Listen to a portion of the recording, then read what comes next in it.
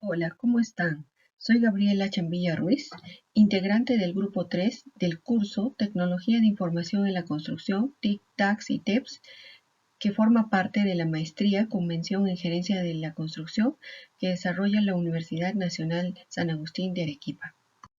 El día de hoy vamos a desarrollar la norma técnica peruana, Tecnología de la Información, Instalaciones e Infraestructura de Centro de Datos en sus dos ítems, siendo así la primera parte NTP ISO IEC 22237-4, control ambiental, y luego la NTP ISO IEC 22237-6, sistemas de seguridad.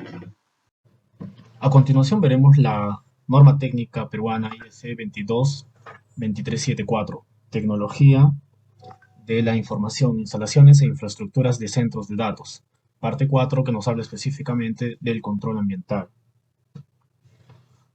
Como parte de la introducción, el acceso ilimitado a la información disponible en Internet demandado por la sociedad ha provocado un aumento exponencial tanto en el tráfico de Internet como en la cantidad de datos almacenados y recuperados. Como podemos ver en el gráfico, nos presenta un incremento a partir del 2010 la información recabada hasta el 2025, donde podemos observar el aumento del volumen de datos almacenados recuperados.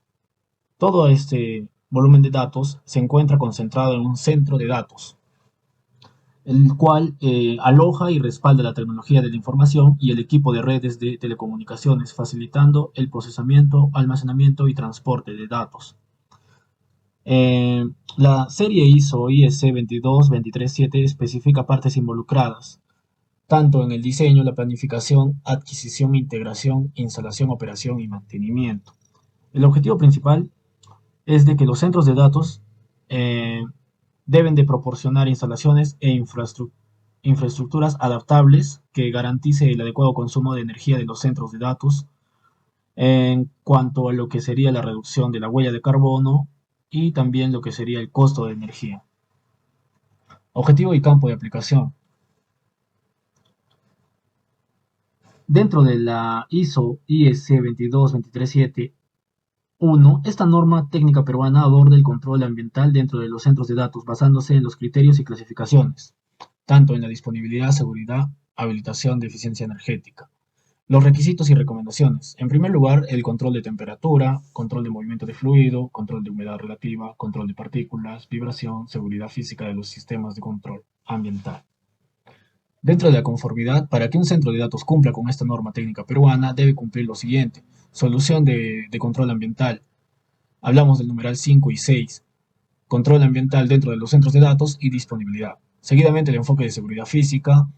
Asimismo la solución de habilitación de eficiencia energética y finalmente cumplir con las normativas locales, incluida la seguridad. Como nota, la clase requerida del sistema de control ambiental de un centro de datos se basa en la clase de disponibilidad requerida del centro de datos. Seguidamente, el control ambiental dentro de los centros de datos. Dentro de las generalidades, nos habla de la entrada de diseño, la energía suministrada del equipo de TI que se convierte en salida de calor. Después, la energía suministrada al sistema de control ambiental para eliminar la salida de calor. Dentro de los elementos funcionales se dividen en elementos de suministro y distribución, donde los centros de datos usan múltiples fuentes de enfriamiento en varias combinaciones, permitiendo optimizar la eficiencia energética. Dentro de los requisitos se debe considerar la tecnología, seguridad, disponibilidad, mantenimiento y expansión, además de ubicación y condiciones externas para la selección de elementos funcionales. Finalmente, las recomendaciones. Se debe ampliar tolerancias de temperatura y humedad para mejorar la eficiencia energética, seleccionar dispositivos con desacoplamiento de vibraciones, considerar disponibilidad y eficiencia de refrigerantes a largo plazo. Dentro del control ambiental en los centros de datos. Básicamente los espacios de centro de datos. Tenemos lo que son las instalaciones de entrada de edificación, no se especifican requisitos. Dentro de las entradas de personal debe de contar con controles ambientales de confort para este espacio. En cuanto a las zonas de descarga y carga, no se especifican requisitos. En los espacios de generador, incluyendo almacenamiento de combustible. El generador debe de contar con instrucciones eh, para que tenga una temperatura mayor a los 10 grados centígrados. En cuanto al radiador, debe tener ventilación y lo que sería la combustión y refrigeración. La temperatura máxima debe ser a 35 grados centígrados. Los alternadores e interruptores deben de tener calefacción anticondensación. Y para los sistemas de almacenamiento de combustible debe contar con protección contra congelación de combustibles. Dentro de los espacios del transformador se debe de mantener la temperatura, la filtración, inspección, limpieza, refrigeración y anticondensación. Dentro de los espacios de distribución eléctrica, la temperatura debe estar mayor a los 10 grados centígrados, contar con ventilación natural y una temperatura máxima de los 40 grados centígrados. También la calefacción, anticondensación, aire de control de temperatura. Dentro de los espacios de telecomunicación se debe de monitorear la temperatura y la humedad relativa, asimismo el sistema de control ambiental resistente de ruta única. Dentro de los espacios de distribuidor principal y los espacios de sala de cómputo y espacios de prueba asociada, la temperatura del aire de suministro debe ser controlada, tanto la humedad relativa y calidad de aire. Dentro de los espacios eléctricos se debe de tener unas medidas anticondensación, ventilación natural, monitorear la temperatura y la humedad relativa. Dentro de los espacios mecánicos, la temperatura y humedad de acuerdo con las instrucciones del proveedor. Tanto en los espacios de sala de control como espacios de oficina debe de tener controles ambientales de confort. En los espacios de almacenamiento y custodia, controles ambientales básicos. Hablamos de temperatura y humedad relativa. Y dentro de la colocación de equipos de UPS, tenemos las UPS estático y rotatorio y UPS rotatorio diésel y baterías. Vanessa Quispe-Omán. A continuación veremos opciones para diseño por espacio, generalidades. El diseño por espacio ofrece 4 opciones clasificados por su nivel de disponibilidad. Solución clase 1, ruta única, donde un solo fallo puede provocar la pérdida de capacidad funcional, requiriendo apagar la carga para el mantenimiento. Solución clase 2, vía única con redundancia, donde un fallo no debería causar pérdida funcional gracias a dispositivos redundantes, permitiendo mantenimiento sin apagar la carga. Solución clase 3, múltiples rutas que permite recepción, operación y simultáneo, evitando la pérdida de capacidad en el apagado planificado durante el mantenimiento. Solución clase 4, solución tolerante a fallos excepto durante el mantenimiento, donde un fallo no debería afectar la capacidad de suministro, distribución de energía ni causar cortes no planificados de la carga. Sala de cómputo y espacios de telecomunicaciones. Los sistemas de control ambiental deben reiniciarse automáticamente tras una interrupción de energía cuando los sistemas de control ambiental están conectados al UPS y el UPS debería separarse del UPS para el equipo del TI. Clase 1. Suministro y distribución de sistema de trayecto único. Cuenta con un solo subsistema de suministro y distribución, una sola ruta del subsistema de distribución. Clase 2. Alimentación y distribución de sistema de trayecto único. Cuenta con subsistema de suministros y dispositivos redundantes y una ruta única en el subsistema de distribución. Clase 3. Subsistema de distribución, resistencia, multiruta y solución y operación concurrente. Cuenta con subsistema de suministro y una ruta redundante al subsistema de distribución. Clase 4. Alimentación, distribución con resistencia de trayectos múltiples, reparación, operación concurrente y tolerancia en fallos. Este nivel incluye un subsistema de suministro y de refrigeración de clase 4 con 2 subsistemas segregados y compartimentados, cada uno con rutas separadas. La fuente de alimentación debe cumplir con los requisitos de cada clase, excepto clase 4, que se basa en los estándares de clase 2, con interruptores de cambios automáticos. La distribución de energía debe determinarse según las rutinas de gestión que cumplan con los objetivos establecidos. Espacios UPS, generalidades, no ubicados en sala de cómputo. Se requiere un sistema de enfriamiento adecuado para mantener una temperatura óptima y gestionar las pérdidas máximas de energía en línea con la clase correspondiente o superior de disponibilidad. Para la clase 3, donde se emplean 2 salas de UPS separados redundantes, cada uno debe contar con un sistema de enfriamiento clase 1 o superior conectado al mismo sistema de distribución de energía primaria que el UPS correspondiente. La clase 4, los UPS se alojarán en 2 salas distintas, cada uno en un sistema de control ambiental de clase 1 o superior, respaldado por 2 sistemas de suministros de energía de clase 2 individuales. Para mayor claridad, la clase 1, ruta única sin resistencia. Clase 2, ruta única, resistencia proporcionada por redundancia de componentes. Clase 3, multiruta de resistencia y solución de reparación, operación simultánea. Clase 4, multiruta de resistencia, solución de reparación, operación simultánea y tolerante a fallos. Planificación de la capacidad del sistema de control ambiental con respecto a expansión. Aquí se debe considerar soluciones modulares. Estas soluciones permiten ajustar la capacidad del sistema según la carga esperada en el tiempo, lo que garantiza una expansión gradual y flexible adaptada a las necesidades cambiantes de la infraestructura y el entorno. Planificación de la capacidad del sistema de control ambiental con respecto a la resistencia, ¿no?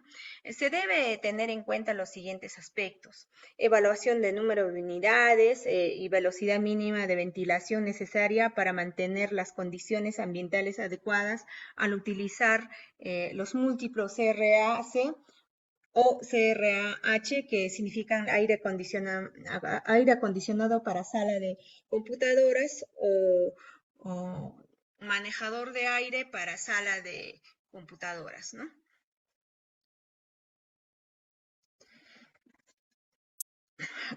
Luego nos dice de que también la implementación de separación, redundancia en el suministro y distribución del aire para permitir que todos los dispositivos funcionen de manera independiente, garantizando el funcionamiento continuo del centro de datos en caso de, digamos, de fallo de algún componente.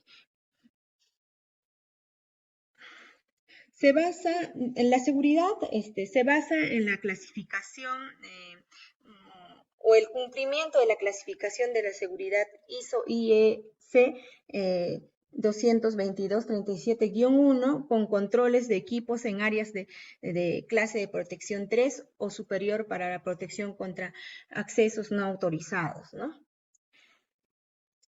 Habilitación eficiente energética, ¿no?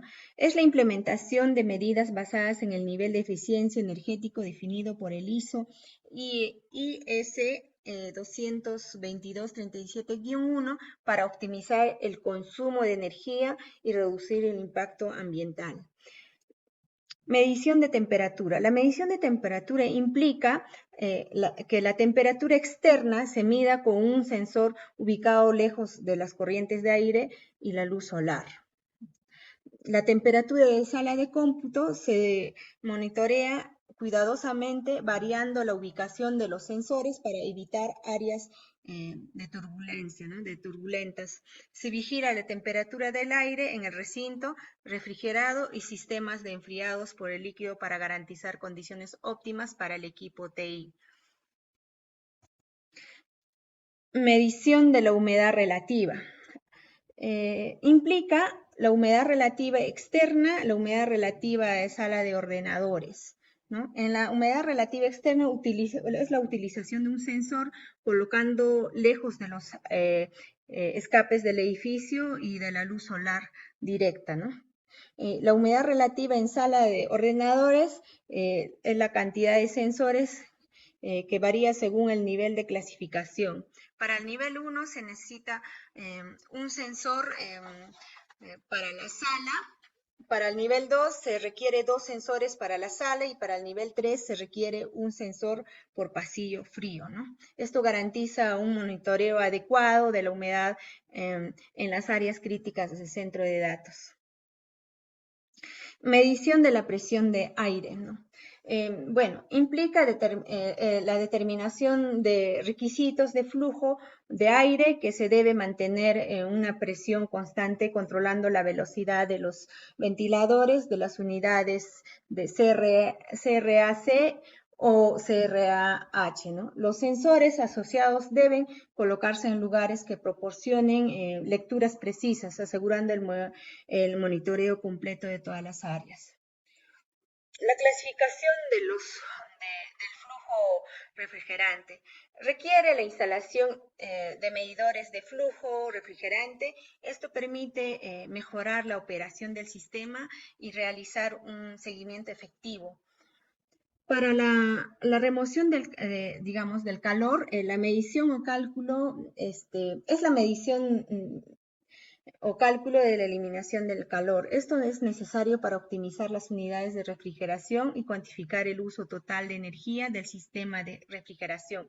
En cuanto al aire exterior, es la colocación de sensores de temperatura y humedad relativa. Estos sensores se instalan en la entrada del aire exterior al espacio del centro de datos para el control ambiental.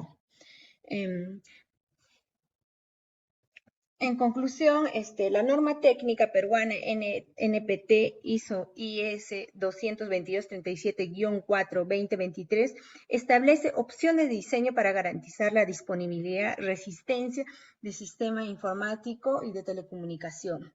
En resumen, la norma proporciona directamente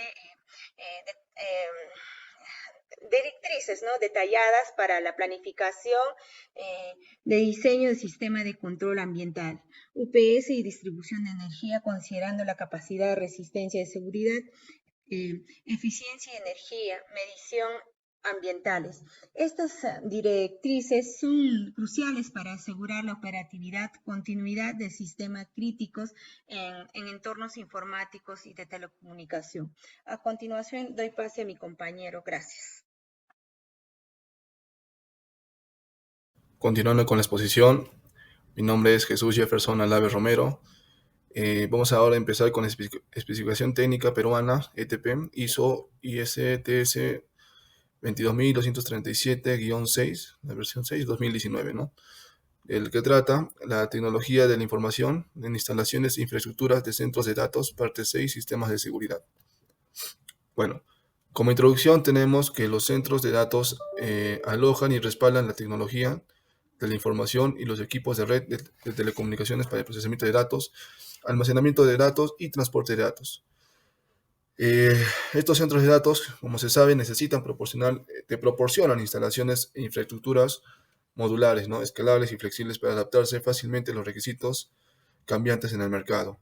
Pero así como te dan esos beneficios, también tienen una pequeña desventaja en el tema de costos y también en el tema de impacto ambiental, ¿no?, en el punto de vista ambiental, ¿no?, que sería la reducción de la huella de carbono, y en el tema de costos, ¿no?, en tema de consideración económicas, el costo de la energía, ¿no?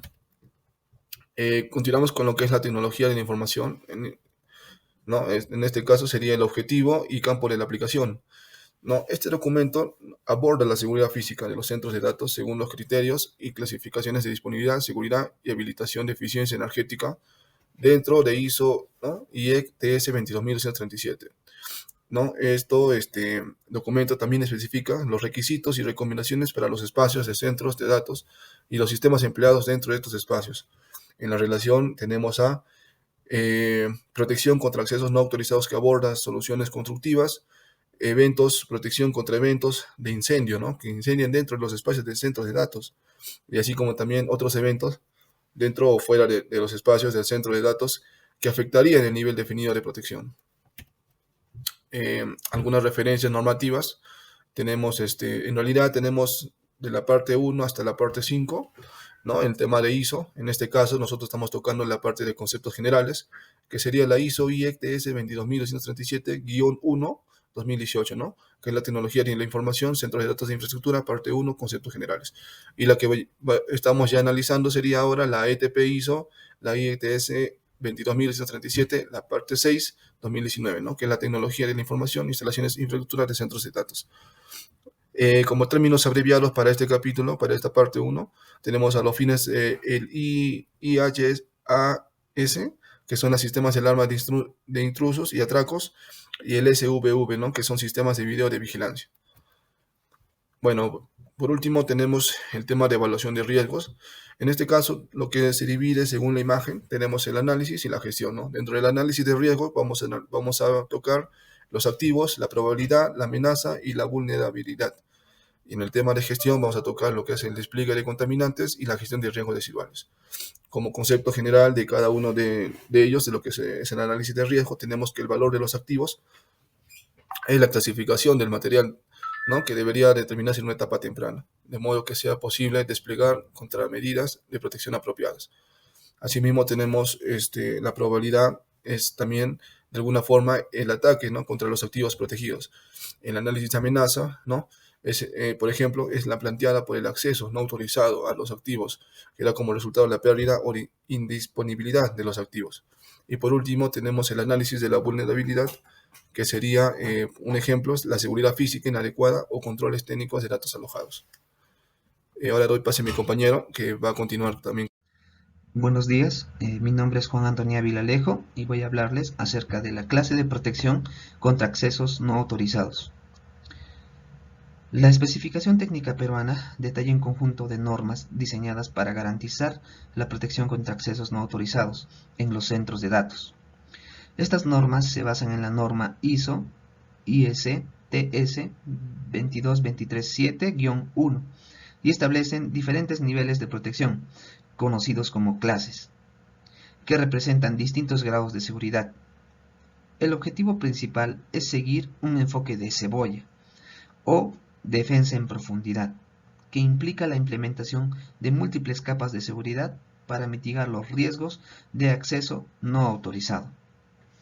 Como vemos en la pantalla, apreciamos la tabla número 2, que nos menciona estas 4 clases de protección contra el acceso de personas no autorizadas. La clase 1 nos menciona que es área pública o semipública. Clase número 2, área accesible para todo el personal autorizado. Clase número 3, área restringida para empleados y visitantes especificados. Y por último, la clase 4, área restringida para empleados específicos que tienen una necesidad identificada de tener acceso. Vemos a continuación dos modelos, se podría decir, de esta distribución de protección, ¿no?, de estas 4 clases.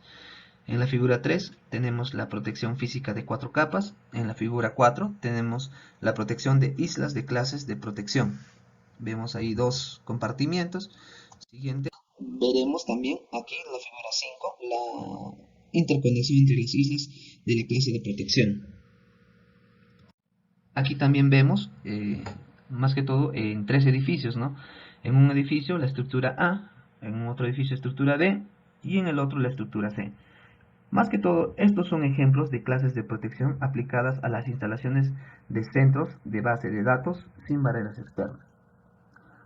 Hablemos un poco más acerca de estas 4 clases de protección, ¿no? Primero, la protección número 1, clase 1, se enfoca en el perímetro exterior de las instalaciones del centro de datos. Aquí se establecen, se podría decir, unos requisitos detallados para la construcción de barreras físicas, con el objetivo de evitar accesos no autorizados. Se presta especialmente atención a la separación entre el acceso peatonal y vehicular, y las áreas con clases de protección más altas. Además, se implementan medidas para minimizar cualquier tipo de penetración de las barreras perimetrales. La clase número 2 nos menciona, ¿no?, que implica estándares más rigurosos.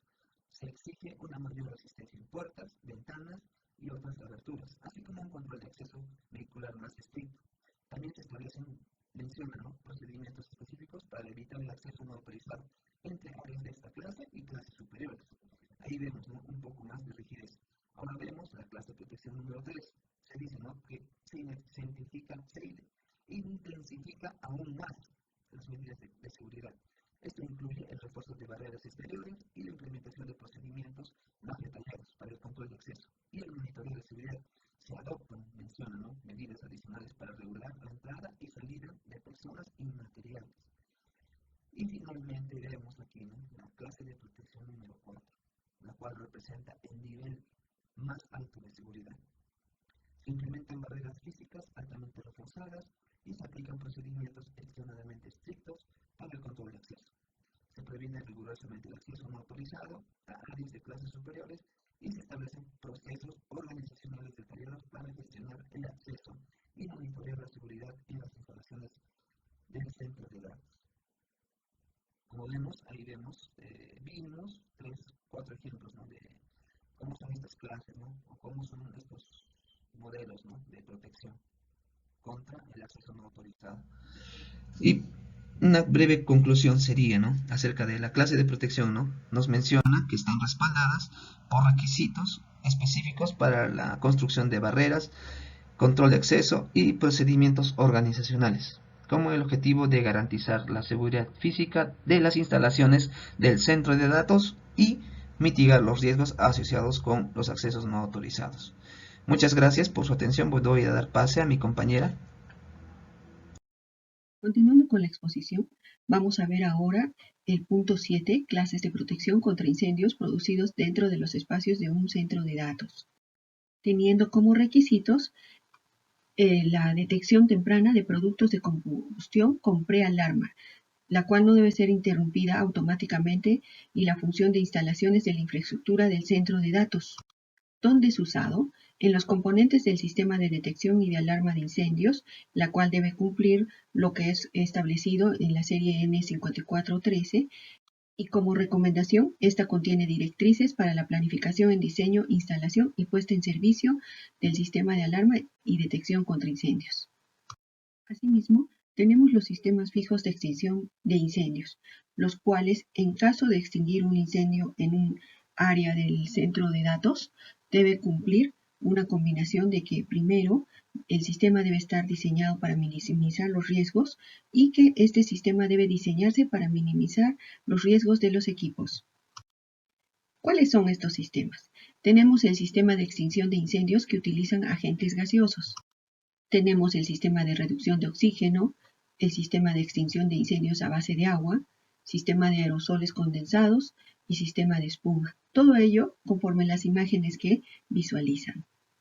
Ahora vamos a ver las consideraciones estructurales que debe tener un centro de datos, ¿no?, para este sistema de contraincendios. Primero debemos tomar en cuenta los límites de espacio protegido, el cual debe tener la suficiente resistencia e integridad estructural para contener la descarga de extinción, y se debe usar para aliviar la que es la presión y evitar una excesiva o insuficiente presurización. Luego tenemos que evitar la pérdida del agente extintor a través de apertura a peligros. ¿Qué quiere decir esto? Los límites de espacios deben estar protegidos de sellos fijos y equipados con sistemas automáticos de sellado. Tenemos también que evitar la reignición de una fuente de persistente. Es decir, la concentración efectiva del agente extintor se mantendrá durante el tiempo de retención especificado mediante acciones de emergencia, y como desconectar la ventilación del espacio. También tenemos el tiempo mínimo de retención, y este debe ser de 10 minutos. Y finalmente, los sistemas de ventilación, de escape de humo y calor en espacio son sistemas de extinción. Ahora, en la norma se considera la implementación de los requisitos de las clases de protección. ¿Cuántas clases considera esta norma? Considera 4, y en las 4 sustenta que se debe iniciar una advertencia en otros espacios del centro de datos. Luego tenemos las clases de protección contra eventos ambientales que no sean incendios en los espacios de centro de datos. Para ello se presenta la tabla 4, donde clasifica la protección contra eventos en ambientes internos, ¿no? El tipo de protección es contra eventos ambientales internos que no son incendios, ¿no? Para la clase 1 no se aplica. Para la clase 2 es la mitigación aplicada, y de la misma forma para la clase 3 y 4. Asimismo, la norma considera la clase de protección contra eventos ambientales fuera del espacio del centro de datos, clasificando de la misma forma a lo anteriormente descrito. En referencia a su implementación, los límites de cada clase de protección proporcionarán el grado deseado de protección física contra eventos ambientales externos. ¿Cuáles son estos eventos? Pueden ser los teléfonos móviles, estarían prohibidos dentro del límite, y se debe proporcionar una estación base de datos del límite para evitar que se conviertan los teléfonos móviles una fuente de interferencia electromagnética. La norma también considera el ítem 10, sistema para evitar el acceso no autorizado. focalizándolo en 4 ítems: personal, procesos, físico y tecnología. El elemento considerado como personal asegura que haya personal suficiente calificado y que haya recibido la capacitación adecuada para garantizar que el sistema de seguridad funcione correctamente en apoyo de las necesidades operativas. Referente a lo que es el elemento de procesos, estos deben ser operacionales, relevantes y serán diseñados y operados dentro del centro de datos y el sitio operacional. En referencia a lo que es elemento físico, los controles físicos apropiados serán diseñados y operados en el sitio, proporcionando las capas de protección pertinente. Y finalmente tenemos lo que es el elemento tecnología. Una variedad de sistemas administrará las operaciones del sitio e incluirá, según lo sea necesario, sistemas de control de acceso automático. Finalmente, tenemos los sistemas para evitar el acceso no autorizado. Los más relevantes que considera la norma es la tecnología en iluminación de seguridad, sistema de videovigilancia, sistema de alarma de intrusión y de espera, control de acceso y monitoreo de alarma. Eso sería todo. Gracias.